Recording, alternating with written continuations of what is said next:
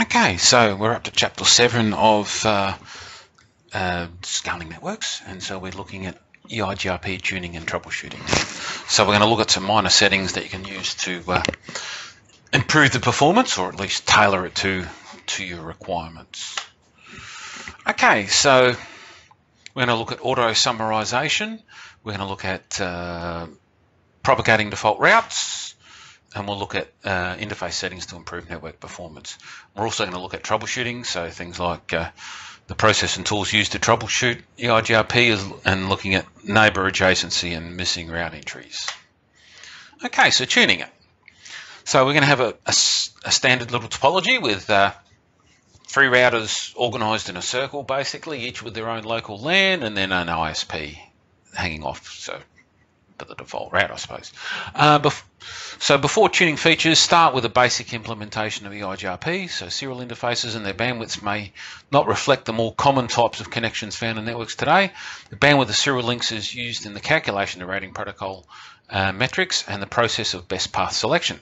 So the bandwidth command will be used to modify the default serial bandwidth from 1544 kilobits a second, or T1 basically.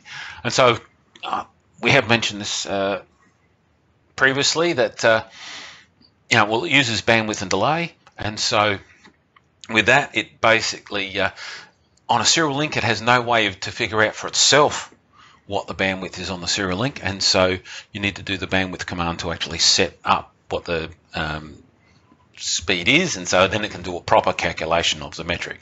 So as you can see here, we've got one link that's running at 1544, another one at 1024, and another one at 64, so that's a very slow link compared to the others. And so so that link is a lot slower, but with the default settings, it would actually be treated as if it's 1544, and so that would make bad routing decisions, basically, as it is.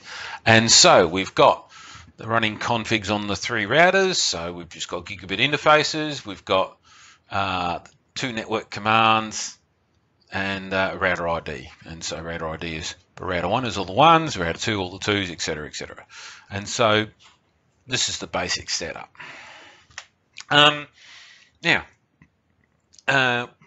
automatic summarization. So route summarization is one of the most common methods for tuning EIGRP. Route summarization works by grouping multiple networks together and advertising as one large network or summarized route. EIGRP can be enabled to perform automatic summarization at classful boundaries, and so that's just a single command and pretty easy to do. And so with that automatic summarization, it actually summarizes on classful A, B, or C network boundaries.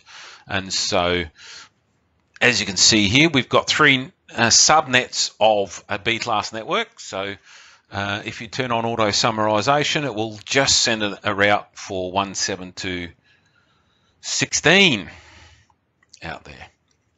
And this is 172.17, and so it's a boundary between that B-class network and this B-class network, and so that's when it happens, is when it hits a classful network boundary. And so basically, for routers to find the best route for each individual subnet information must be sent. In the example above, automatic summarization should be disabled, so subnet information will be sent. And so I'm saying it wouldn't necessarily be a problem here, but yeah, it's an option. So routers 1 and 2 are both configured using EIGRP and IPv4 with auto summarization. Router 1 has 3 subnets, all of them part of 172.16. These subnets are considered part of the larger B-class network, and so when router 1 sends its routing table to router 2, it will be summarized as 172.16.00/16. And so basically all you need to do is type in auto summary in router mode, and so that will turn it on. And so once you do that, they actually have to renegotiate their neighbor relationships, but once that's done, away it goes. And you can do no auto summary, of course, to turn that option off. Now, I think no auto summary is the default setting, because auto summary can cause problems depending on how it's set up. Now, So show IP protocols will give you that information, and auto summarization has been enabled, and so it's summarize, and it actually tells you what it's summarizing.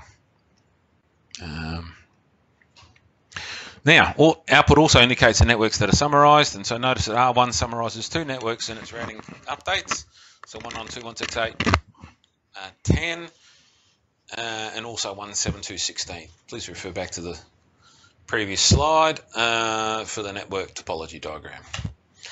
Okay, so how do we verify it? So basically you'd look at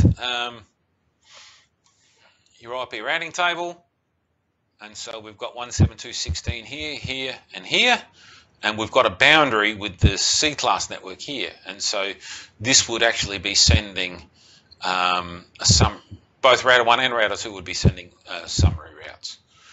So that wouldn't be too bad, but basically it would probably use this route more frequently because it's got the higher bandwidth, and so it may well actually send it that way as well. So yeah.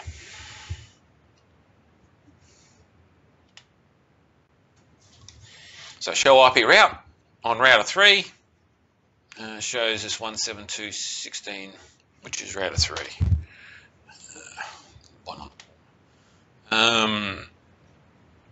So 172.16, 1, 2, and 3. That's without summarization. With summarization, you get the /16 as opposed to the /24s and 30s. And so, yeah, so it's just one entry in the routing table. If that's the desire and it doesn't have any negative effects, it's a good plan, because the smaller the routing table, the faster you can search through it, and so that's a good thing.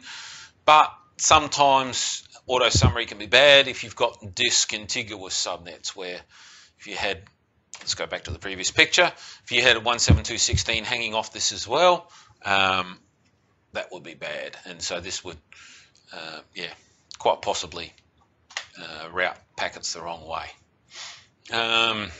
As it says, it can cause problems if the summary address advertises networks that are not available on the advertised router. Now, and so basically, how do you verify it? So EIGRP avoids problems caused by summarization by adding a network route for the classful network route in the routing table. So as you can see here, there's actually this route 172.16, and its destination is null. Now this is a /16 match. If you remember back from CCNA2, the longest match is the best match, and so with all these subnets of that network, these will match, and they've got a longer mask, and so they will match. But any that don't match that will match that, and the packets will get thrown away because, well, those subnets just don't exist. And so that's just a way of tidying up packets that are destined for networks that don't exist. Okay, you can also do summary routes. And so basically you can have a routing loop. I don't have all the addressing information here, but we've got 172.16 here as well as 172.16 here. And so, yeah.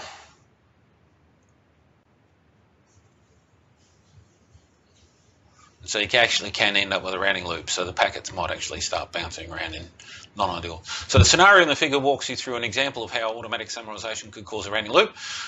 So router 2's routing table contains 172.16, 1, 2, and 3, and it sends a summarized route to router 1. Router 1 installs that summarized route for that network. Router 1 receives a packet destined to 172.16.4.10, which is not one of these. And so basically, and because this has a default route, when it on router 2, the packet does not match any specific route, so it forwards the packet using the default route, and so it will actually bounce back that way. And so basically the packet will bounce back and forth until the TTL expires. And so EIGRP uses that null interface to prevent these types of routing loops, because router 2 would actually have a match for it. It would be that summary route there, but of course it goes to null, and so it would drop the packet. So that's how you prevent the routing loops. So the router's to routing table contains that route.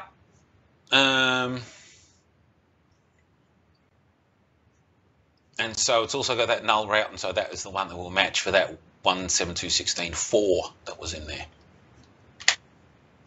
Okay, now default routes. Now we've done propagating default routes with other routing protocols, and it's been default information originate. Now, for whatever reason, that does not work with EIGRP. It's not an option. And so the command you actually use is called redistribute static. Now, it's a bit of a big, heavy, blunt tool, because if you have other static routes, it will also redistribute those using EIGRP as well. So it's not as sort of granular as default information originate. So default information originate says, if I've got a default route advertiser, what this command says is redistribute static routes within EIGRP. That's what that says. And so the default route will be redistributed, but if there are any other static routes, they'll be redistributed as well. So that may or may not be desirable. And so basically the process, of course, is you create a default route, then you go into router mode for EIGRP, and then you redistribute static, and away you roll, and that will be advertised. If that's the only static route you've got, no difference. But if you've got other ones, yeah, difference. And so how do you verify it? I would go on the other routers and make sure that you've got the gateway of last resort entry, and you've got a D star line, which of course means it came from EIGRP, and the star means it's a candidate to be a default route. And so X means, of course, it's external because it's the rest of the world, and that's certainly an external route. And because it's an external route, instead of having an admin distance of 90, it actually has a distance of 170, which makes it less trusted. Okay, now again for EIGRP on IPv6, redistributing static is the way that you do it. And so again, you create a default route with an exit interface, and then you redistribute it using static. And so you don't get that gateway of last resort line on IPv6 routing tables, but you get this external route, and again, its admin distance is 170. Okay, now another thing you can configure is how much bandwidth utilization EIGRP can use. So by default, EIGRP uses up to 50% of the bandwidth available on a link. And so on a serial link, that could well be a problem if it's not particularly generous in the bandwidth stakes. And so in interface config mode, you can do IP bandwidth %, EIGRP, and the autonomous system number, and then the percentage. And so in this case, in the example here, they've said, we want you to use 40%, not 50%. And so from there, that will use a little less bandwidth. It might slow down some of your updates a bit, but it will leave more traffic available for, more bandwidth available for normal traffic as opposed to update traffic. And so, of course, to change it back to default, you can actually do no IP bandwidth that, or you could just do IP bandwidth EIGRP 150, and that would also get it back to default, of course. Now, hello timers. And so EIGRP uses a lightweight hello protocol to establish and monitor the connection status of its neighbours. The hold time tells the router the maximum time the router should wait to since it's received a hello packet to declare the neighbour unreachable.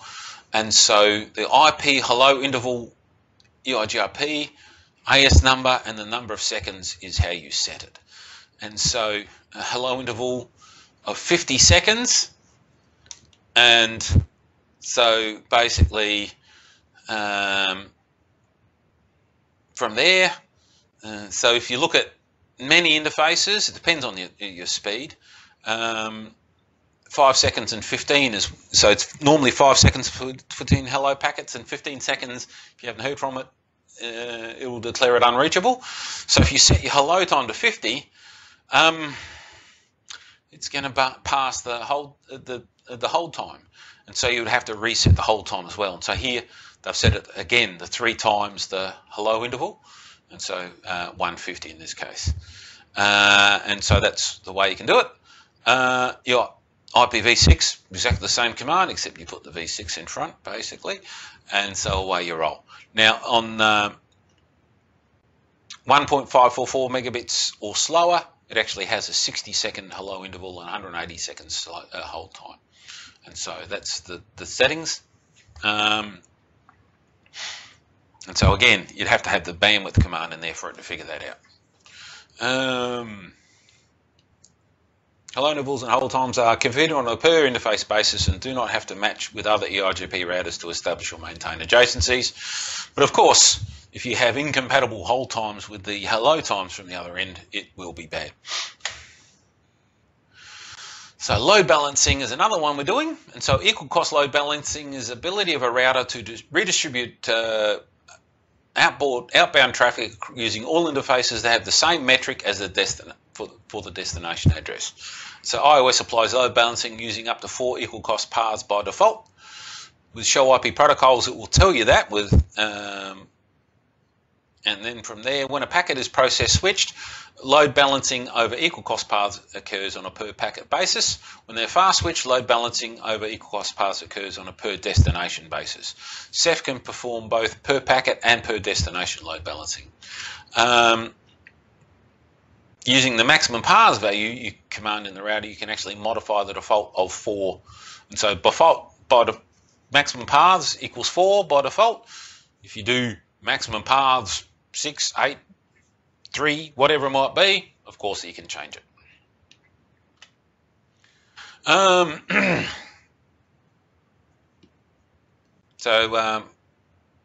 With load balancing on IPv6, pretty much the same way as well. So as you can see here, we've got this destination with this metric, and it's got 2 possible routes. And so one is by router 2 and the other is by router 1.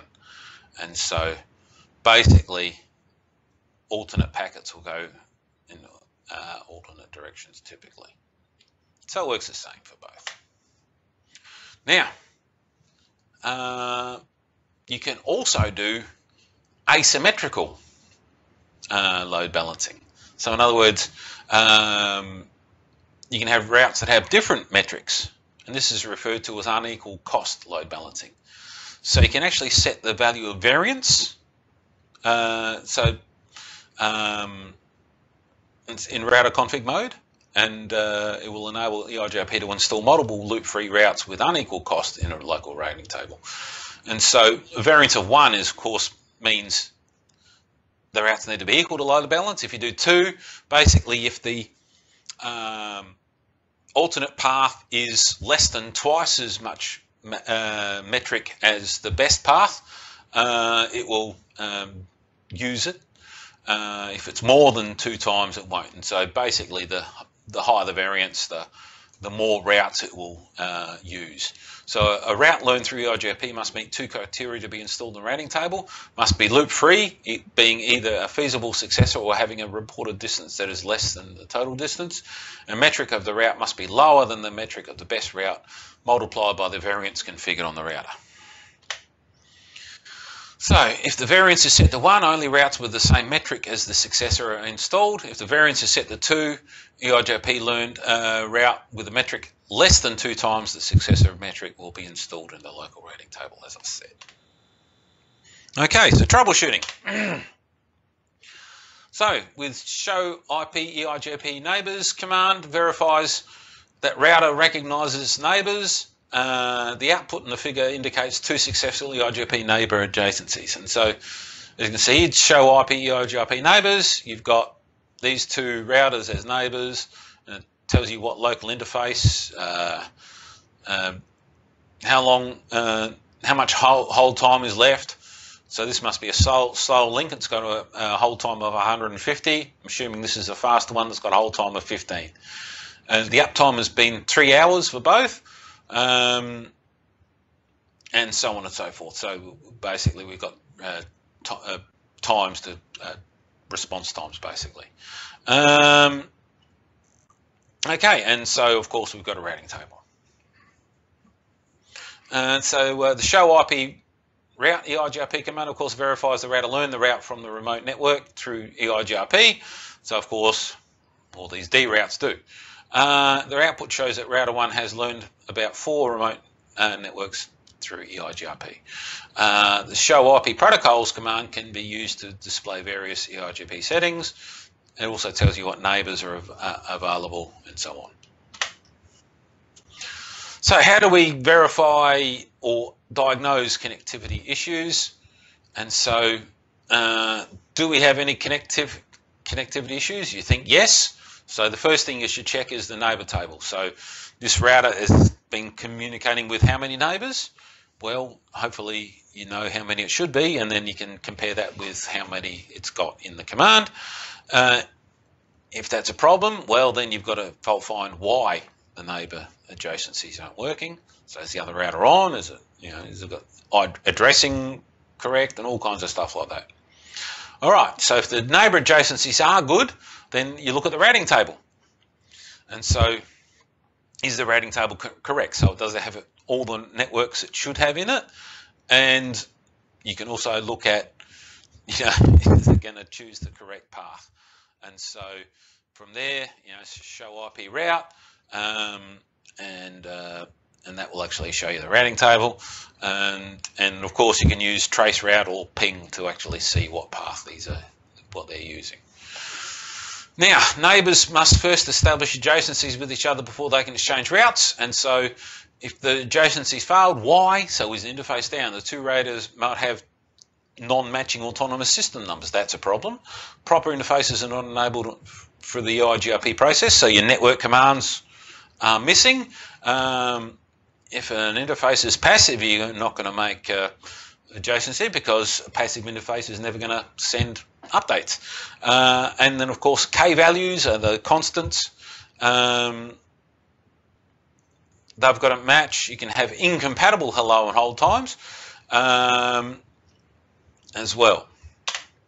So if a hold time is shorter than a hello time, that's a problem. So after neighbor adjacency is established, the EIGRP begins the process of exchanging routing information. If two routers are EIGRP neighbors, but there's still no connection issue, there might be a routing problem. So basically from there, are the proper networks being advertised or not on the remote routers? An incorrectly configured passive interface or an ACL is blocking advertisements. Could be a problem there. Auto summarization also might be your problem. And then, of course, you've got your connectivity issues. And so layer 3 connectivity must exist between two directly connected routers in order to enable adjacency to form.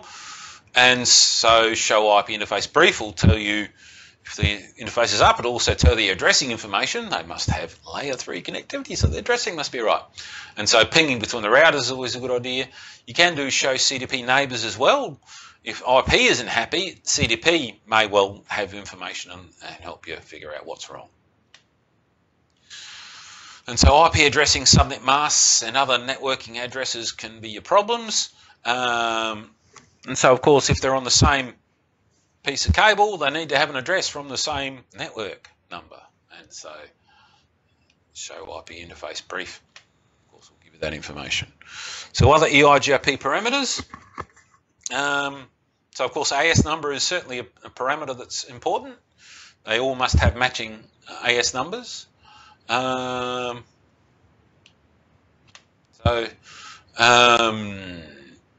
you, of course, with interfaces, you've got to have the correct network commands.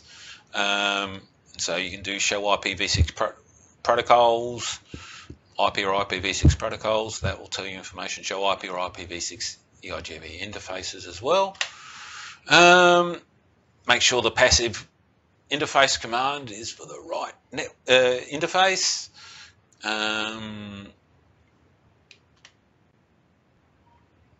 Show IP protocols, of course, an IPv6, it tells you, IPv4, sorry, it tells you the neighbors that have been discovered. It doesn't actually do it for IPv6. It actually just tells you what interfaces, local interfaces are involved.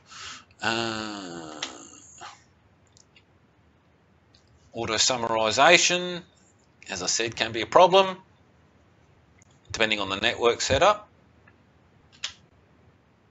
And so we're up to the summary. And so we've looked at configuring EIGRP to improve network performance and yeah, just sort of personalize it to your needs. And also we've looked at some of the troubleshooting involved with EIGRP. So there's the logo.